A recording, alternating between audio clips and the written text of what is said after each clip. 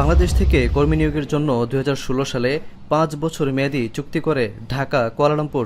চুক্তির 2.5 বছরে অন্তত 1,80,000 কর্মী মালয়েশিয়ায় আসে। এরপর মুখ থুবড়ে পড়ে এই শ্রমবাজার। দুর্নীতির অভিযোগে বাংলাদেশি কর্মী নিয়োগ বন্ধ করে দেন তৎকালীন প্রধানমন্ত্রী মাহাথির মোহাম্মদ। অনেক কূটনৈতিক তৎপরতার পর 2021 সালে এসে বাংলাদেশের রেমিটেন্স খাতের জন্য সুখবর নিয়ে আসে মালয়েশিয়া। ওই বছরের ডিসেম্বরে 5 বছরে 5 লাখ কর্মী নিয়োগের আবারও চুক্তি হয় দুদেশের মধ্যে।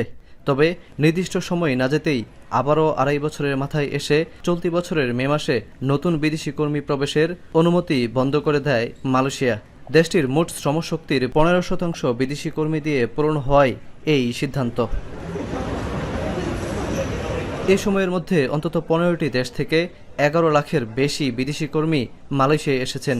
এর মধ্যে 4,72,000-এর বেশি কর্মী হচ্ছে বাংলাদেশি।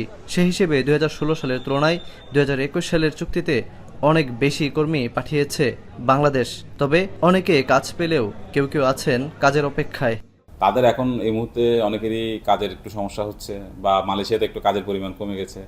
তারপরেও এটা সমাধান করার চেষ্টা চলছে। আমাদের বাংলাদেশ হাই কমিশন কাজ করতেছে এটা নিয়ে এবং অন্যান্য যারা প্রতিষ্ঠান আছে তারাও কাজ করতেছে। আশা করা যায় যে বাংলাদেশি যারা আসছে তারা যদি ঠিকঠাক মতো কাজ পেয়ে যায়, আশা করা যায় যে মালয়েশিয়া থেকে রেমিটেন্স পরিমাণ হার উল্লেখযোগ্য বৃদ্ধি পাবে। বাংলাদেশিদের জন্য মালয়েশিয়া একটা বিশাল একটা সুনাম আছে, যে এই সুনামটা আমরা ধরে রাখতে চাই। তাছাড়া নতুন যারা আসছে তাদের প্রতি খেয়াল রাখতে হবে, তারা যেন বৈধভাবে থাকে। দেশটির শ্রমবাজারে প্রবেশ করা বিশাল কর্মীবহরের সিংহভাগই তরুণ, যাদের অনেকেই কর্মজীবন শুরু করেছে মালয়েশিয়া থেকে। পুরনোদের পাশাপাশি নতুন কর্মীদের পাঠানো অর্থ দেশের প্রবাসী আয়ের খাতকে আরও শক্তিশালী করছে। প্রবাসে শ্রমের বিনিময়ে পাওয়া অর্থ পরিবারের কাছে পাঠাতে পেরে উচ্ছ্বসিত নতুন কর্মীরা। এর মধ্যে দিয়ে নিজেদের সুনাম ধরে রেখে আর্থিকভাবে স্বাবলম্বী হওয়ার স্বপ্নে এগিয়ে যেতে চান তারা।